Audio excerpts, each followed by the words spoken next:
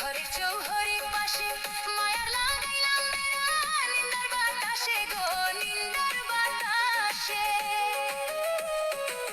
সোহাগে দিলাম বেড়া। ঘরের চৌহরির পাশে মায়ার লাগাইলাম বেড়া, নিন্দার বাতাসে গো নিন্দার বাতাসে সাগের পীড়িতের ঘর হয় না যেন লড়বড়, সাগের পীড়িতের ঘর হয় না যেন লড়বড়, তাই প্রেমে রাখলাম একটু ঢাল। ও মন রে সুখেতে রইব চিরকাল।